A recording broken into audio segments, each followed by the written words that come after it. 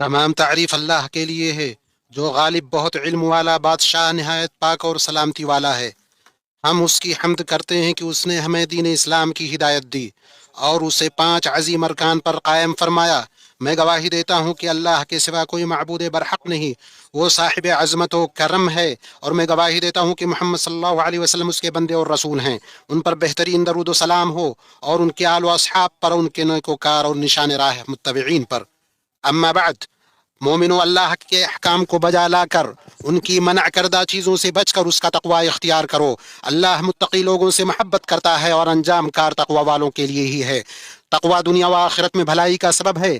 فرمان باری تعالی ہے، تقوی والوں کے لیے ان کے رب تعالی کے پاس جنتیں ہیں جن کے نیچے نہریں بہہ رہی ہیں، جن میں وہ ہمیشہ رہیں گے، اور پاکیزہ بیویاں اور اللہ تعالی کی رضامندی ہے، اور اللہ بندوں کو دیکھ رہا ہے۔ اور اللہ نے فرمایا، اگر ان بستیوں کے رہنے والے ایمان لے آتے اور پرہیزگاری کرتے تو ہم ان پر آسمان اور زمین کی برکتیں کھول دیتے۔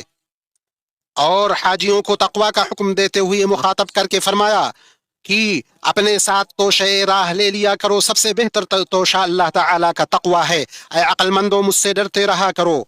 اور تمام مخلوقات کو تقوی کی بنیاد پر تعاون کرنے کا حکم دیا، اور فرمایا نیکی اور پرہیزگاری میں ایک دوسرے کی امداد کرتے رہو، گناہ اور ظلم و زیادتی میں مدد نہ کرو، اللہ تعالیٰ سے ڈرتے رہو، بے شک اللہ تعالیٰ سخت سزا دینے والا ہے۔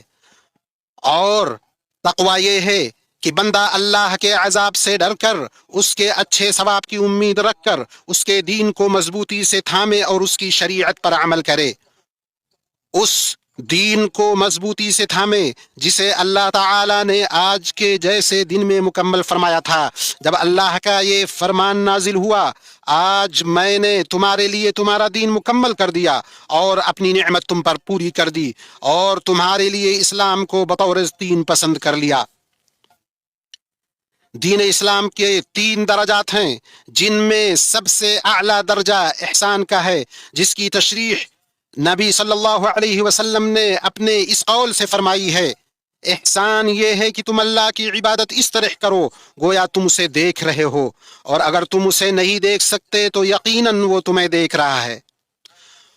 اور اللہ نے فرمایا، جن لوگوں نے بھلائی کی ان کے لیے اس دنیا میں بھلائی ہے، اور یقیناً آخرت کا گھر تو بہت ہی بہتر ہے، اور پرہیزگاروں کا کیا خوب ہی گھر ہے۔ دین کے درجات میں دوسرا درجہ ایمان کا ہے، جو زبان سے اقرار، دل میں یقین، اعضاء و جوارح سے عمل کا نام ہے۔ یہ طاعت سے بڑھتا ہے، معصیت سے کم ہوتا ہے۔ ایمان کی شاخیں 70 سے زیادہ ہیں، ان میں سب سے اونچی شاخ لا الہ الا اللہ کہنا ہے، اور سب سے کم تر شاخ راستے سے تکلیف دہ چیز ہٹانا ہے، اور حیا ایمان کی ایک شاخ ہے۔ ایمان میں صلہ رحمی، والدین کے ساتھ حسن سلوک، سچ بولنا، نرم اور پاکیزہ گفتگو کرنا، معاہدوں اور وعدوں کو پورا کرنا، اور حسن اخلاق اختیار کرنا ہے۔ اللہ تعالیٰ کی عبادت کرو، اس کے ساتھ کسی کو شریک نہ کرو، ماں باپ کے ساتھ احسان کرو، رشتہ داروں اور یتیموں سے اور مسکینوں سے اور قرابت دار ہمسایہ سے اور اجنبی ہمسایہ سے اور پہلو کے ساتھی سے، راہ کے مسافر سے اور ان سے جن کے تم مالک ہو۔ یقیناً اللہ تعالیٰ تکبر کرنے والوں اور شیخی خوروں کو پسند نہیں فرماتا۔ اور اللہ نے فرمایا، اے ایمان والو، عہد و پیمان کو پورا کرو، اور فرمایا میرے بندوں سے کہہ دیجئے کہ وہ بہت ہی اچھی بات منہ سے نکالا کریں، کیونکہ شیطان آپس میں فساد ڈلواتا ہے، بے شک شیطان انسان کا کھلا دشمن ہے۔ اور فرمان الہی ہے، نیکی اور بدی برابر نہیں ہوتی، برائی کو بھلائی سے دفع کرو، پھر وہی جس کے اور تمہارے درمیان دشمنی ہے ایسا ہو جائے گا جیسے دلی دوست، اور یہ بات انہی کو نصیب ہوتی ہے جو صبر کریں، اور اسے سوائے بڑے نصیبوں والوں کے کوئی نہیں پا سکتا۔ ایمان میں سے ہے مصیبت کے وقت صبر کرنا، نعمت کے وقت شکر ادا کرنا، نافرمانی اور بیزاری کے بعد توبہ کرنا، ندامت محسوس کرنا۔ فرمان ربانی ہے، صبر کرنے والوں ہی کو ان کا پورا پورا بے شمار اجر دیا جاتا ہے۔ اور اس کا ارشاد ہے، جب تمہارے پروردگار نے تمہیں آگاہ کر دیا کہ اگر تم شکر گزاری کرو گے تو بے شک میں تمہیں زیادہ دوں گا۔ اور ایمان کے 6 ارکان ہیں، اللہ پر، اس کے فرشتوں پر، اس کی کتابوں پر، اس کے رسولوں پر، آخرت کے دن پر اور اچھی و بری تقدیر پر ایمان لانا۔ اللہ نے فرمایا، لیکن نیکی تو یہ ہے کہ کوئی شخص اللہ پر، قیامت کے دن پر، فرشتوں پر، کتاب پر، پیغمبروں پر ایمان لائے، اور فرمایا بے شک ہم نے ہر چیز کو ایک اندازے کے ساتھ پیدا کیا۔ ایمان کے ذریعے ہی نجات اور دنیا و آخرت کی بھلائی حاصل ہوتی ہے۔ اللہ نے فرمایا، اللہ نے مومن مردوں اور مومن عورتوں سے ان جنتوں کا وعدہ فرمایا ہے جن کے نیچے نہریں جاری ہیں، ان میں وہ ہمیشہ رہیں گے، ان صاف ستھرے پاکیزہ محلات کا جو ان ہمیشگی والی جنتوں میں ہے۔ اور اللہ کی خوشنودی سب سے بڑی چیز ہے، یہی بہت بڑی کامیابی ہے۔ اور فرمایا وہ لوگ جو ایمان لائے اور اپنے ایمان کو شرک سے آلودہ نہ کیا، ان کے ہی لیے ہی امن ہے اور وہی ہدایت پانے والے ہیں۔ اور فرمایا یقیناً ہم اپنے رسولوں کی اور ان لوگوں کی ضرور مدد کریں گے جو ایمان لائے، اور دنیا کی زندگی بھی ان کے لیے، اور اس دن بھی، اور دنیا کی زندگی میں بھی، اور اس دن بھی جب گواہ کھڑے ہوں گے۔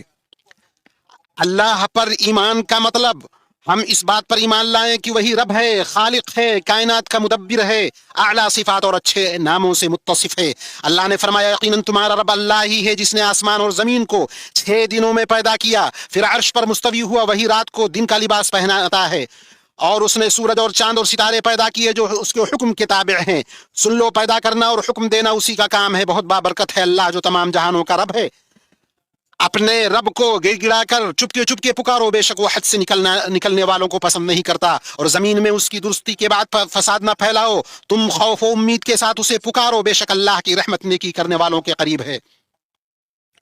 ہم معزز فرشتوں پر ایمان رکھے، اللہ نے فرمایا، اور فرشتے اپنے رب کی حمد کے ساتھ تسبیح کرتے ہیں اور زمین والوں کے لیے استغفار کرتے ہیں۔ ہم ان تمام کتابوں پر ایمان رکھیں جو اللہ نے نازل کی ہیں، جن میں تورات انجیل بھی شامل ہے، اور اللہ نے قرآن کریم کو ان تمام پچھلی کتابوں پر نگران بنایا ہے۔ اللہ کا فرمان ہے، اللہ ہی ہے جس کے سوا کوئی معبود برحق نہیں، وہ زندہ ہے، قائم رکھنے والا ہے، اس نے آپ پر سچی کتاب نازل فرمائی۔ اور فرمایا، اور ہم نے آپ پر سچائی کے ساتھ قرآن نازل کیا جو آپ سے پہلی کتابوں کی تصدیق کرنے والا اور ان پر نگران ہے۔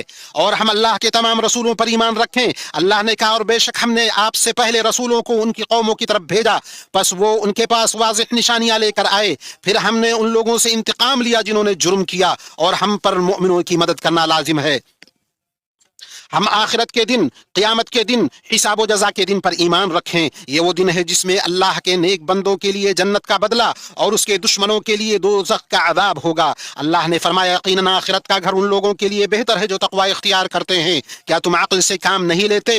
ہم اس بات پر ایمان رکھیں کہ اللہ نے تمام واقعات و حوادث کو پہلے ہی سے مقدر کر کے رکھا ہے، سبھی چیزوں کو لوح محفوظ میں لکھ دیا، اللہ نے ان سبھی کا ارادہ کیا اور ان کی تخلیق فرمائی۔ اللہ نے فرمایا یہی اللہ کی سنت پہلے کے لوگوں میں بھی رہی ہے، اللہ کا حکم ایک قطعی طے شدہ فیصلہ ہوتا ہے۔ اور فرمایا بے شک اللہ اپنے حکم کو نافذ کر کے رہتا ہے، یقیناً اللہ نے ہر چیز کے لیے ایک تقدیر مقرر کر رکھی ہے۔ نبی صلی اللہ علیہ وسلم نے اسلام کی تعریف یوں کی، اسلام یہ ہے کہ تم گواہی دو کوئی اللہ کے سوا کوئی معبود حقیقی نہیں اور محمد اللہ کے رسول ہیں، نماز قائم کرو، زکوٰۃ دو، رمضان کے روزے رکھو، اگر استطاعت ہو تو بیت اللہ کا حج کرو۔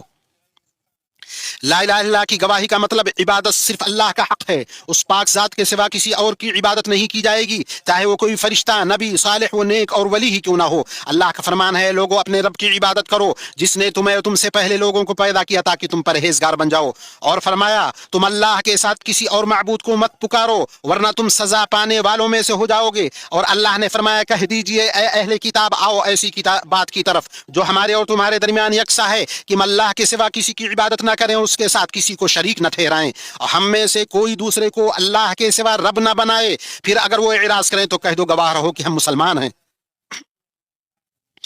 اسی میں نفس کی عزت ہے اور اس کی انکساری صرف اللہ کے لیے ہے۔ اللہ نے فرمایا اگر تم کو اللہ کوئی تکلیف پہنچائے تو بجز اس کے کوئی اور اس کو دور کرنے والا نہیں، اور اگر وہ تم کو کوئی خیر پہنچانا چاہے تو اس کے فضل کو کوئی روکنے والا نہیں، وہ اپنا فضل اپنے بندوں میں سے جس پر چاہے نچھاور کر دے، وہ بڑی مغفرت اور بڑی رحمت والا ہے۔ اور محمد رسول اللہ کی گواہی دینا اس بات کا متقاضی ہے کہ آپ صلی اللہ علیہ وسلم کے حکم کی اطاعت کی جائے، آپ کی باتوں کی تصدیق کی جائے، اپنے رب کی عبادت میں آپ کے طریقے پر چلا جائے، چنانچہ اللہ کی عبادت صرف انہی چیزوں سے کی جائے جنہیں اللہ کے رسول صلی اللہ علیہ وسلم لے کر آئے۔ اللہ کا فرمان ہے تمہارے پاس تم ہی میں سے ایک رسول آئے، تمہاری تکلیف ان کو گنا معلوم ہوتی ہے، تمہاری بھلائی کی خواہش مند ہے اور مومنوں پر نہایت شفیق و مہربان ہے۔ اور فرمایا جو اس رسول نبی امی کی پیروی کرتے ہیں جس کا ذکر وہ اپنے پاس تورات و انجیل میں لکھا ہوا پاتے ہیں۔ اور فرمایا اگر تم میں کسی چیز کا اختلاف ہو جائے تو اسے اللہ اور اس کے رسول کی طرف لوٹا دو، اگر تم اللہ پر اور آخرت کے دن پر ایمان رکھتے ہو، ایسا کرنا بہت بہتر ہے اور انجام کے اعتبار سے بہت اچھا۔ اور محمد صلی اللہ علیہ وسلم کے لیے رسالت کو ثابت کرنے کا مطلب امت کے بیچ موجود تنازع کو رفع کرنا اور اس کے سرچشمہ دلیل کو متحد کرنا ہے۔ اس سے عبادتیں متحد ہوں گی، ان کی ادائیگی کے طریقے مختلف نہیں ہوں گے۔ یوں امت کتاب و سنت میں وارد نہ ہونے والے طریقے پر عبادت کر کے بدعتوں سے محفوظ رہے گی۔ اس طریقے سے لوگ اکٹھے ہوں گے اور دل باہم مل جائیں گے۔ اسلام کے ارکان میں سے دوسرا رکن نماز قائم کرنا، تاکہ وہ بندے اور اس کے رب کے درمیان رابطے کا ذریعہ ہو، اس کی نجات اور وقت کی تنظیم کا سبب ہو، بندے کے احساس کا ذریعہ ہو کہ اس کا رب اس کے دیکھ رہا ہے، اس سے وہ بڑے کاموں اور ذمہ داریوں کو انجام دینے کی ٹریننگ پائے گا۔ نماز میں ظاہر و باطن کی طہارت اور معنوی و حسی طہارت ہے۔ باجماعت نماز سے سماج میں ہم آہنگی ہوتی ہے اور لوگوں میں باہمی محبت پیدا ہوتی ہے۔ اللہ نے فرمایا نمازوں کی حفاظت کرو، بالخصوص درمیان والی نماز کی، اور اللہ تعالیٰ کے لیے با ادب کھڑے رہو۔ اور اللہ کا فرمان ہے بے شک نماز مومنوں پر مقررہ وقتوں میں فرض ہے، اور اللہ کا فرمان ہے یقیناً نماز بے حیائی و برائی سے روکتی ہے۔ اللہ کا فرمان ہے یقیناً ایمان والوں نے فلاح حاصل کر لی جو اپنی نماز میں خشوع کرتے ہیں۔ اور فرمان ربانی ہے اے ایمان والو جب تم نماز کے لیے اٹھو تو اپنے منہ کو، اپنے ہاتھوں کو کوہنیوں سمیت دھو لو، اپنے سروں کا مسح کرو، اپنے پاؤں کو ٹخنوں سمیت دھو لو، اگر تم جنابت کی حالت میں ہو تو غسل کرو۔ اور فرمایا دن کے دونوں سروں میں نماز قائم کرو، رات کی کئی ساعتوں میں بھی، یقیناً نیکیاں برائیوں کو دور کرتی ہیں۔ یہ نصیحت ہے نصیحت پکڑنے والوں کے لیے۔ اسلام کے ارکان میں سے ہے کہ جو مال انسان کماتا ہے اس میں سے ایک حصہ مخصوص مصارف میں زکوٰۃ دینا، جس سے معاشرے کا نفع ہوگا، معیشت کی رفتار بڑھے گی۔ بخیلی، کنجوسی، انانیت سے نفسوں کی پاکی ہے، خرچ کرنے نوازنے پر ان نفس کی تربیت ہے، اس سے ضرورت مندوں کی خبر گیری ہوتی ہے، سماجی رشتے مضبوط کیے جاتے ہیں، معاشرے کے افراد باہم ایک دوسرے سے جڑتے ہیں، جس سے محبت پیدا ہوتی ہے، الفت پنپتی ہے، سماجی ہم آہنگی حاصل ہوتی ہے۔ اللہ کا فرمان ہے اور زکوٰۃ دیتے رہا کرو، جو کچھ بھلائی تم اپنے لیے آگے بھیجو گے سب کچھ اللہ کے پاس پالو گے، بے شک اللہ تعالی تمہارے اعمال کو خوب دیکھ رہا ہے۔ اور اللہ کا فرمان ہے میری رحمت تمام اشیاء پر محیط ہے، تو وہ رحمت ان لوگوں کے نام ضرور لکھوں گا جو اللہ سے ڈرتے اور زکوٰۃ دیتے اور ہماری آیتوں پر ایمان لاتے ہیں۔ اور اللہ کا فرمان ہے صدقے صرف فقیروں کے لیے ہیں، مسکینوں کے لیے ہیں، ان کے وصول کرنے والوں کے لیے، ان کے لیے جن کے دل پرچائے جاتے ہیں، اور گردن چھڑانے کے لیے، قرض داروں کے لیے، اللہ کی راہ میں اور راہ رو مسافروں کے لیے ہے۔ اور چوتھا رکن ماہ رمضان کے روزے ہیں، جن سے صبر، شہوتوں سے لڑنے، مسکینوں کی ضرورت کے احساس کا نفسوں کو عادی بنایا جاتا ہے، ان کی تربیت کی جاتی ہے کہ وہ بری عادتوں سے نکلے، ان سے دل میں دنیا کی محبت کا غلبہ کم ہو جاتا ہے، ان میں تواضع اور جسموں کی صحت ہے۔ اللہ کا فرمان ہے ایمان والو تم پر روزے رکھنا فرض کیا گیا جس طرح تم سے پہلے لوگوں پر فرض کیے گئے تھے، تاکہ تم تقوی اختیار کرو۔ گنتی کے چند ہی دن ہیں، لیکن تم میں سے جو شخص بیمار ہو یا سفر میں ہو وہ اور دنوں میں گنتی پوری کر لے۔ پھر فرمایا ماہ رمضان وہ ہے جس میں قرآن اتارا گیا، جو لوگوں کو ہدایت دینے والا، ہدایت کرنے والا ہے، اور جس میں ہدایت کی اور حق و باطل کی تمیز کی نشانیاں ہیں۔ پانچواں رکن حج ہے۔ اللہ تعالیٰ نے اپنے گھر کے حاجیوں کو اس کے مناسک ادا کرنے کی توفیق بخشی۔ حج آخرت کی یاد دہانی کراتا ہے، دلوں میں رب اور اس کے احکامات کی تعظیم راسخ کرتا ہے، ساتھ ہی انہیں تسلیم و رضامندی کے ساتھ قبول کرنے کی تعلیم دیتا ہے۔ حج میں جماعت کے ساتھ ہم آہنگ ہوا جاتا ہے، قربانی، نذر، فدیہ کے جانوروں کو ذبح کر کے کھانا کھلایا جاتا ہے۔ حج میں وقت کا احترام، نفع بخش چیزوں میں اس کا استعمال ہوتا ہے۔ اللہ نے فرمایا حج اور عمرے کو اللہ کے لیے پورا کرو، ہاں اگر تم روک لیے جاؤ تو جو قربانی میں میسر ہو وہ کر ڈالو۔ اور فرمایا حج کے مہینے مقرر ہیں، اس لیے جو شخص اس میں حج لازم کر لے وہ اپنی بیوی سے میل ملاپ کرنے، گناہ کرنے اور لڑائی جھگڑا کرنے سے بچتا رہے۔